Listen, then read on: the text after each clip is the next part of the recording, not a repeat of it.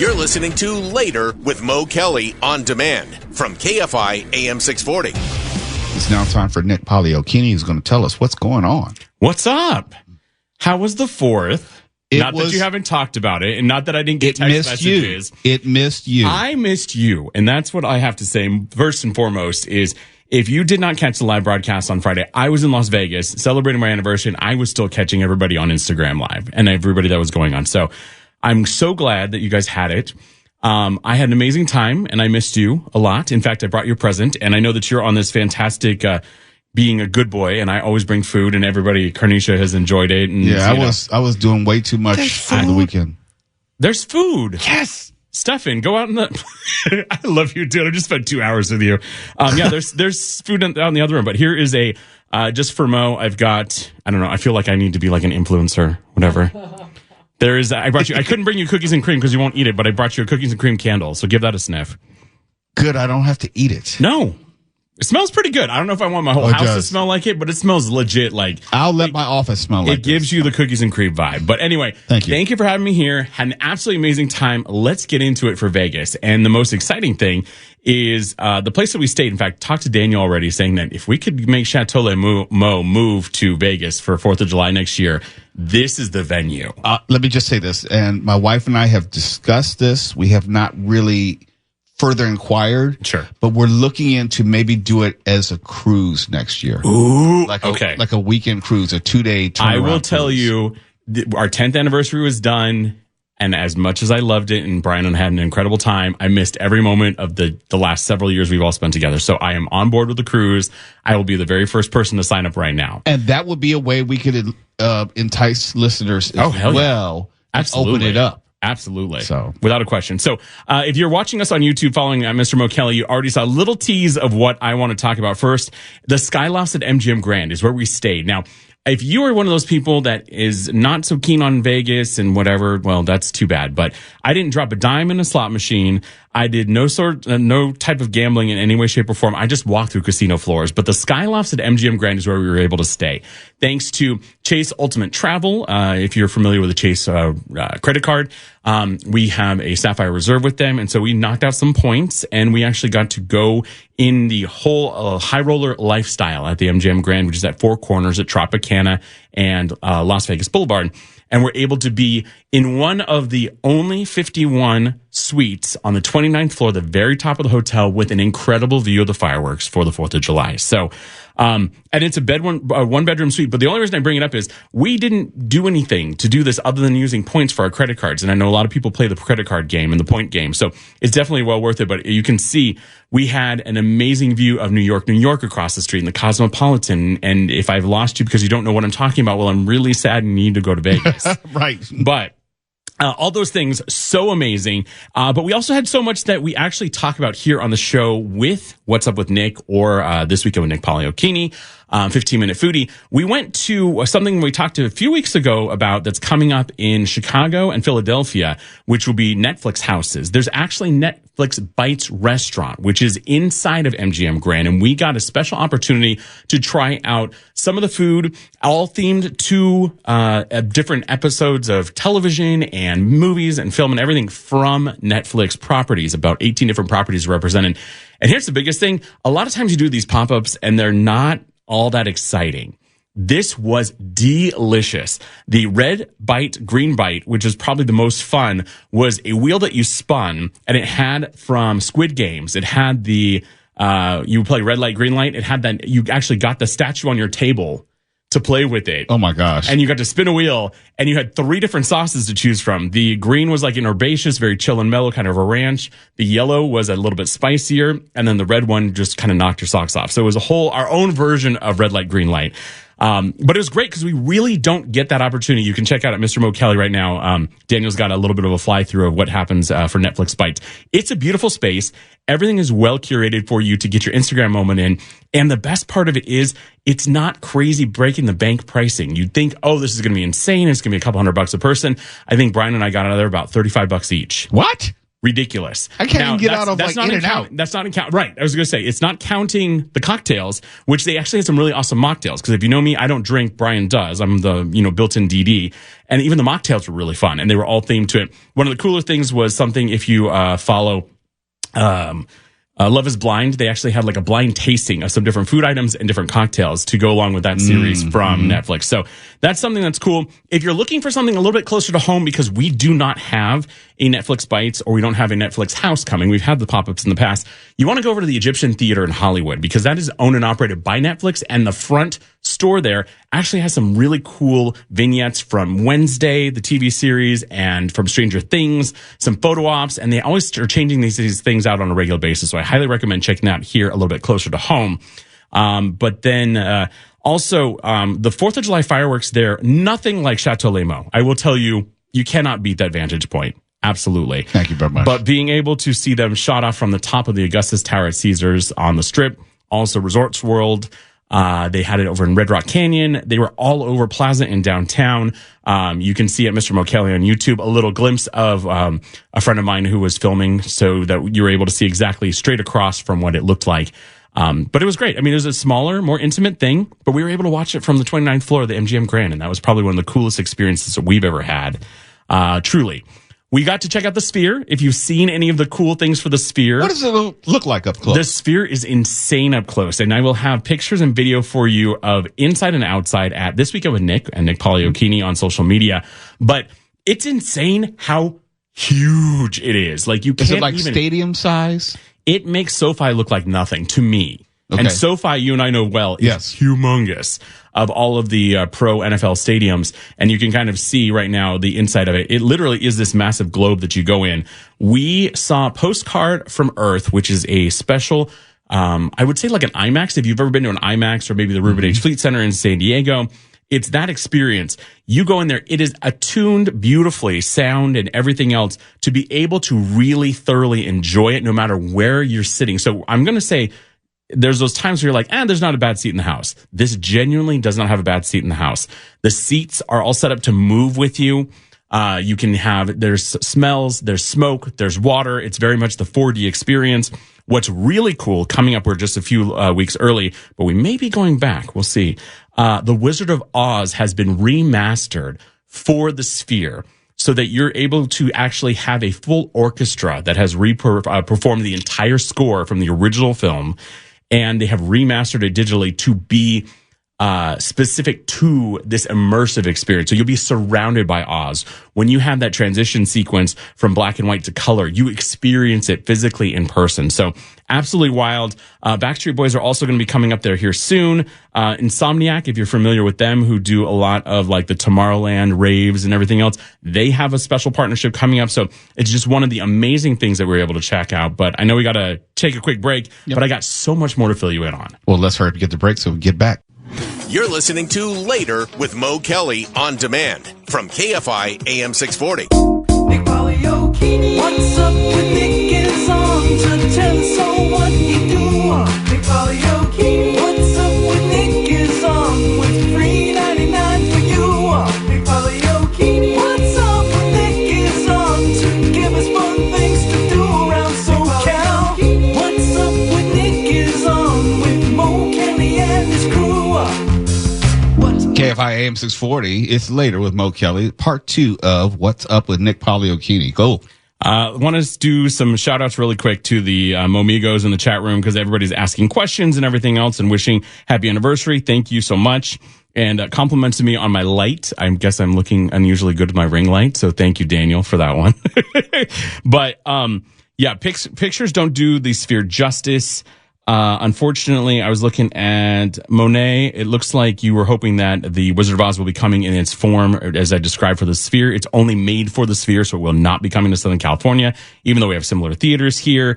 And then somebody had asked, Aaron had asked specifically what the Alphabet Mafia and the Wizard of Oz have so much connection in it. It's actually Wicked and the Alphabet Mafia. And if you missed the description from last hour with Tawala and Mo and Mark regarding Superman, you should definitely catch that on the podcast, because that pretty much covers exactly the same reasoning why Wicked connects with the Alphabet Mafia so well. So, all right. that's our homework. Let's get back into Vegas. Yes, it is warm. Yes, it is dry, but it's absolutely worth it because you can moisturize and be in air conditioning the entire time and have no idea of the heat. What was the temperature? 99 to 106. Okay. Which in very dry. So for me, I mean, Palm Springs is worse because there's usually a bit of humidity with that.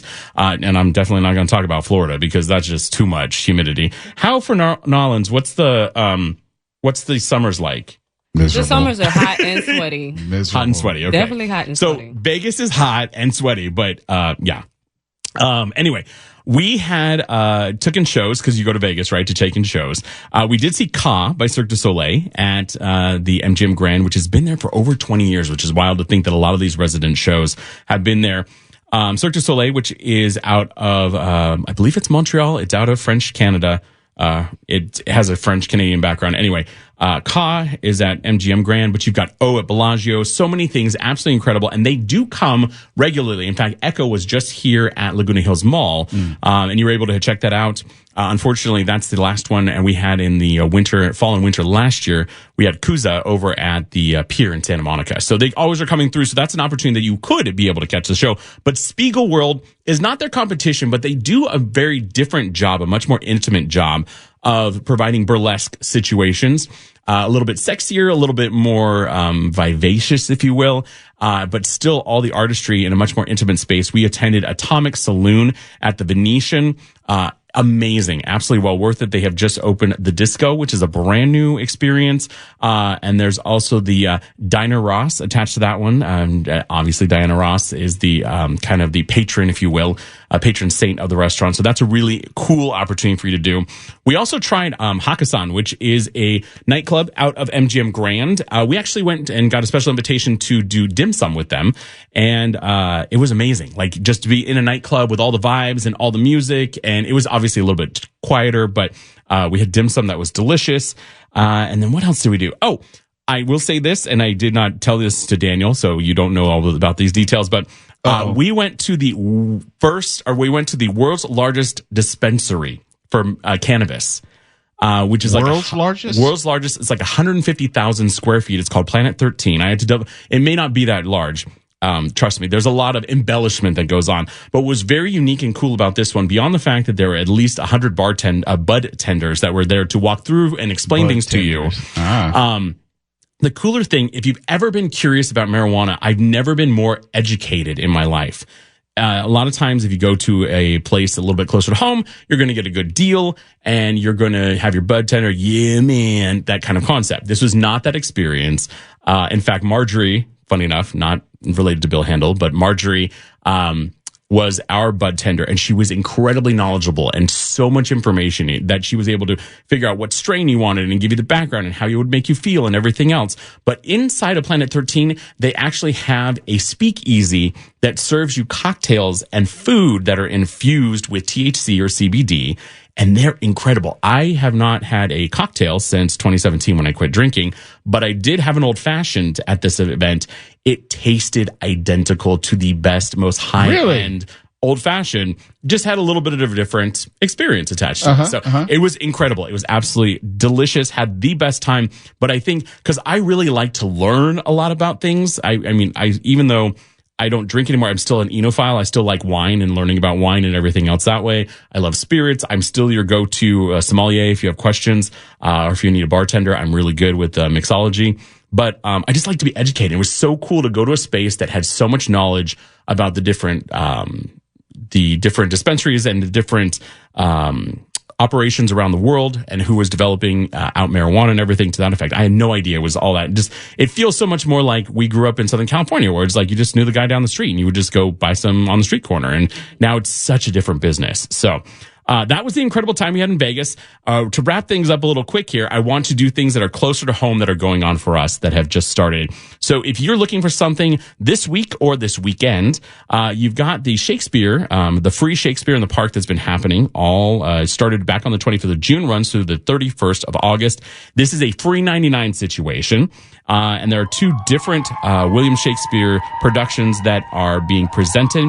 Right now, it's Love's Labour's Lost, and that runs through the 27th of July. And then the 6th through the 31st of August, it'll be Dr. Faustus. And both of those are happening Wednesday, Thursday, Friday, Saturday, Sunday. So Wednesdays through Sundays at 7 p.m. and it's free. And that's the biggest thing. It's very cool. So if you want a really unique, special way to get an initial introduction to Shakespeare, that's a great opportunity. Also, the Lost in Dreams Music Festival is taking place in LA this weekend. Pageant of the Masters and Festival of the Arts in Laguna Beach is underway, as well as the Sawdust Arts Festival. And yeah, so everybody's kind of recouping from the 4th of July, like we've already talked about, but there's still a handful of things that you can do in and around the Southland. And they can always find all this information at This Weekend with Nick and Nick Poliokini on social media. You can see a tour, as Daniel was showing earlier in the show, of exactly what that skyloft looked like at the MGM Grand. And I've also got all sorts of other tours and so much more to share with you and for you to enjoy on socials. Good to have you back, brother. We missed you July 4th. It's good to be home. Yes. In fact, I even think Wendy had a cake or something she sent, and I feel terrible that I wasn't there for that. So, and I know somebody else's anniversary is coming up real soon here in not too long. Who? Oh, I'm all, yeah, about that. We'll probably just maybe go to Morton's and just have a dinner. We're real big on not making a big deal. Yeah, but I think we should go to the Skyrim in Long Beach and we can do the four of us and celebrate. But that's just me. And we'll talk about it. We'll talk about it. But that's the story for another day. Thank you so much. Again, check me out This Weekend with Nick and Nick Poliokini on social media. And I will catch you with What's Up with Nick next week. It's Later with Mo Kelly, KFI AM 640, live everywhere on social media and the iHeartRadio app. You're listening to Later with Mo Kelly on demand from KFI AM 640.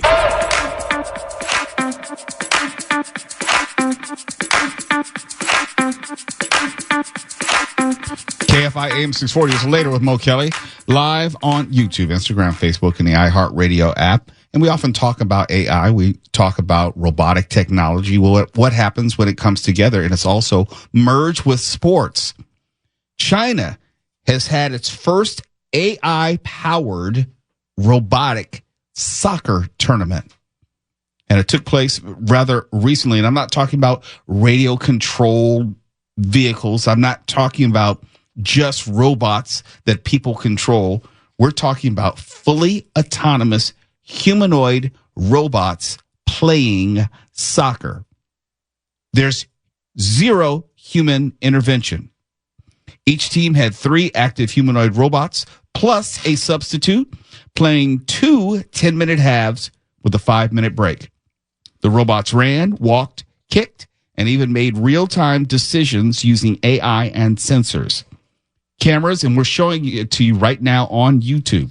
Cameras and optical sensors allow them to detect the ball from up to 65 feet away with more than 90% accuracy.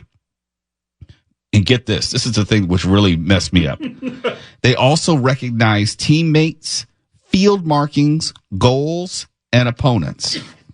And if you're looking at it, they don't necessarily move as fluidly as a human being, but you can tell, and we talked about this with boxing a couple of weeks ago, you can tell this will probably be the future of a lot of sports as we know it, especially when you talk about robotics, AI, gambling, and then you have a sport where you're not worried about injuries per se. You're not worried about contracts of players. Far more economical. You're not worried about any type of labor disagreement until they become self-aware and want to take over the world. Right, because I was going to and I apologize for interrupting, but first of all, watching the video, these bots are up in each other's face, and they're being taken away on stretchers. Like, if you're not watching on YouTube right now, you can see it. Oh, there's physicality. There's a lot of physicality to it, but the question that I have is, so we are so worried about doping with existing athletes. What happens when you have robotic athletes involved that can be reprogrammed? Like, what does that look like? There has to be some sort of limitation in the way that you have NASCAR where all the cars are within certain specifications. Okay. Of course, with any type of competition, folks are going to try to cheat. Of course. And the old saying is, if you're not cheating, you're not trying. Right. But I could easily look at this and say, oh, yeah, this is going to be the future of sports as we know it. Because for sure. You don't have to be a multi-billionaire to own a franchise. Right. No, that's true. You don't need to have access to a full stadium or arena. That's about the size of a high school gym. Yeah. I mean, you could sponsor a player here. You could sponsor, Yes. like, you could piecemeal it out. You could specifically, it's a very different realm. Wow. Ooh, he just ate it. Okay. Yeah, Sorry. he did. Sorry. I was laughing at that too. I don't mean to, like, the laughing doesn't go with what I'm saying. It's They what I'm all are watching. walking like I do with bad hips. Yeah. I was going to say, it's Hip pretty flexors. wild. But like they take a misstep and they just face plant. Yeah. So funny. It's really, really impressive. But I think that's it. I'm really curious to see how that plays out specific to what you just described. So that's nuts. I just think of someone always look how someone can take something right now and Right. then turn it into what the future is going to be. If you have an autonomous league, the entry point for people to be a franchise owner much lower. You know, you can easily monetize it. You can easily advertise. You can sell, to your point. You can sell advertising space. It just lends itself to making all sorts of money without requiring as much money as you would for other professional sports. Right. It's exciting, but it does. I was hoping for a little bit more fluidity like Megan from the horror film, but you know. Well, how far away are we from that? but I Maybe not agree too with you. much. on that. No, I totally agree. Look, and I talk about this all the time. Rock'em Sock'em Robots was Yes. something that was very much a part of my childhood. Right. And I know if you've seen the movie Real Steel, Yeah. that's kind of Rock'em Sock'em Robots. Totally. Yep. We're there. No, it totally makes we're sense. actually there, and instead they can actually move. They're not limited to one particular location and Right. just slugging it out. And we're showing you Rock'em Sock'em Robots right now on the YouTube page. Thank you, Daniel. I just love this, and I don't know how soon or how long it's going to take to get it here in the United States, because all those things in China don't necessarily immediately translate. Right. But in the way that we've had robot wars, we've had all sorts of Oh yeah, they have a BattleBots arena in Vegas. That was BattleBots, wild. Like that's all right. the series that we were used to, they're filming it now in Las Vegas. love BattleBots. Just like they have the Formula One things that are in Las Vegas now. It's insane that Vegas is still that hub. Even it's a lot quieter now. It's that hub for all this technology. But even going back to what you were just referencing, do you remember the vibration table for football when we were kids? Remember, I had Right, one. I had it, but that's what I'm saying. Electronic football. Which is hilarious because of like, so that's the crawling. And then you've got the movie that was the walking, and now you've got the running because you've actually got a full blown AI game going. Mark, did you ever play electronic football? Are you kidding me? I was a poor kid. We didn't have those in my white trash house. That was the rich kids across the street had one of those. I always wanted one. I'm sorry, it's called electric football. Electric football. And and they had that one with the 3 dots that were supposed to be a football. Football, game. right. Right. And it's just and Daniel, if you can find electric football, and they would just be, now you can't even say running, they were vibrating in circles, and you try to do a play, and you were more using your imagination. That is than absolutely anything. correct. It wasn't actually football. In an era of ADHD, there's a reason it does not exist anymore because you would get so bored out of your mind. Yeah, and I know kids today, it's like, you played that? Yes. I've got a real soft spot for those vintage toys because they're so prehistoric and hilarious and really just aggressively unentertaining. They are unentertaining because these predated video games as we knew them. Right. And even though, you could have fun with it, but it was really, really limited. I mean, I was playing a Resident Evil video game over the weekend where, it's like you're in a cartoon or a film and it's just sick. And I'm trying to imagine how I would have responded to that when I was a kid, when all we had was, Lincoln Logs. In the winter, we had snowballs. It's a different universe. Those old toys, I think, are just hilarious. They are, because I grew up playing with Linking Logs and Erector set. Did you have a Erector Yeah, set? I had a Erector set. Legos, obviously. Legos, yes. But then they had Connects, which was kind of like the I don't remember late K'NEX. 80s, early 90s. Oh, see, I was the grown-ass man Right. in the 80s. I understand. 80s. Well, let's be real. 2025 grown-ass men play Legos, so Mark Ronner. True. Anyway, I don't know. Do you own any Legos, Mark? I'm not into Legos, but quite a number of my nerd friends Yeah. are really seriously into those expensive Lego sets, and they look forward to the new ones when they come out. I mean, you can invest in them to the point that there's They're a market collector's for items, them. Yeah, yes. they are collector's items, and people trade them and everything else like it was a stock market situation. Yeah, they're not cheap either. No. Good job for Lego. I wish I had bought stock, or my parents had bought stock when I was a kid. I wish for I me. kept all my Legos. I gave them away. Oh, see, no. I still have a trash can from when I was a kid. I had a whole like huge 13-gallon box. trash can. Yes, I had a huge same. box because I bought all of them, and I would usually it was Sunday afternoons. I'd have a new Lego set. I'd be watching Tom Hatton, whatever the movie was, Ghost of Mr. Chicken, whatever it was, and I would sit in front of the TV, the family TV, in the living room, family room, and put the latest Lego set together, and it would take me most of the day. Because I'm watching TV and also doing it, and that was like kind of family time because we'd all be watching a movie in one room together. Imagine that. That doesn't happen anymore. That is wild. I was going to say, because now if you're all in the same room, you're all on your mobile devices and no one's talking to each other. So while they cohabitate, yeah. I mean, I grew up in an era where we had a family dinner where everyone ate together. Correct. What? Yeah. Yes. This is science fiction. What are you saying? And that time is never going to come back. But I'm saying I can be appreciative of the fact that, yes, there was a family time where we all sat down and ate together. Right. Did you have TV trays? Did we have TV trays? Wait, no, not just that, but I was like, at least when I was younger, I remember we could not, except for with special permission, go into the television room. We had to eat at the table. Yep. We had Swanson dinners. Yes. And everything. That's some child abuse right there. There was nothing better than like a Swanson Salisbury steak dinner. Oh, I know what I'm going to bring here. With the aluminum tin, you have to put, the Hungry Man dinner in the oven. no, send those to that Gator Gitmo. I want no part of it. Well, no, I'm saying I would never eat it now because I look at it now. It's like it had like 1,500 grams of sodium. Yeah, and that nasty peas and carrots mixture. And the potatoes, which never defrosted. War crime. And it had this like fake butter on top. I was going to say, and those potatoes were not potatoes. It was like powder. Yes, it was like powwered milk. It was like asbestos. You were eating asbestos. Well, that's why we're surviving so long now, Mark, because we're well preserved. Oh, my goodness. We're going to check in with George Norrie when we come back. KFI AM 640 live everywhere in the iHeartRadio app.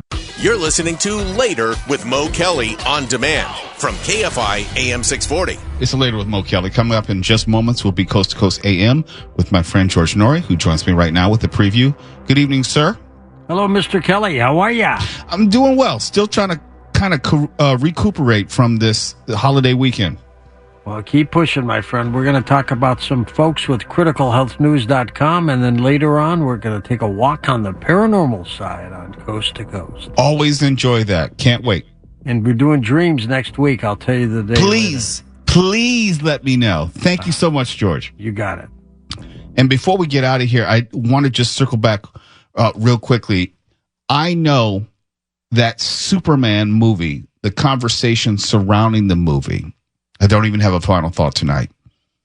That movie, that conversation is going to loom large for the next few weeks. And it's going to be kicked around like a political football. It is not as overtly political, I suspect, I haven't seen it yet, as some people want to make it.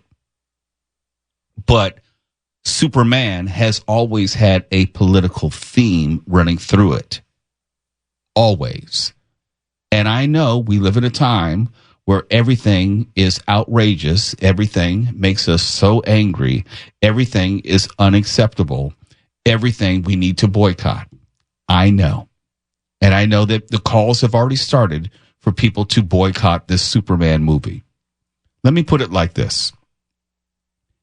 If superhero movies are your thing, then go see it. If they're not your thing, then it wouldn't have made any difference anyhow. If you're going to a movie for some level of affirmation, be it political or otherwise, then you're not even in the right headspace to enjoy anything. If you're a student of media, student of movies and history, then you would know that everything that is on your TV, everything which has been in the movie house, has been on some level political.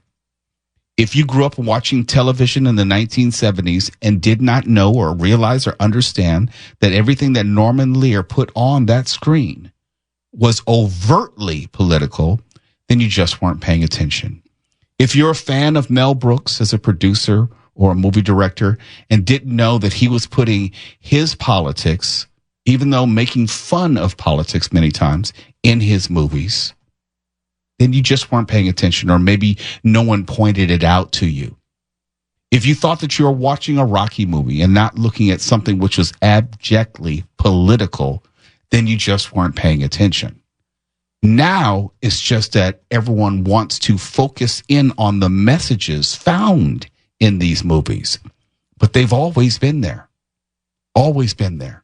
You can't even watch a movie like Aliens and not understand there are overt messages about capitalism and corporate greed and the military industrial complex. That's all in just Alien off the top of my head. Maybe you weren't paying attention.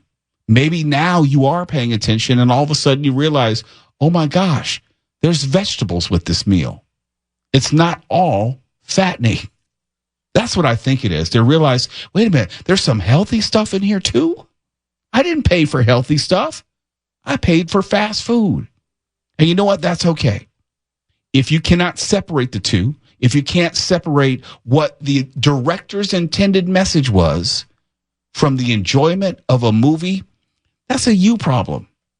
That really is a you problem. Because it's always been there. Now you're just looking for it. You're looking for the proverbial monster under the bed. And now, when all of a sudden something scares you, you think the monster is real. No, it isn't. The monster has always been in your head. For KFI AM 640, I'm Mo Kelly. KFI and KOST HD2, Los Angeles, Orange County. More stimulating talk.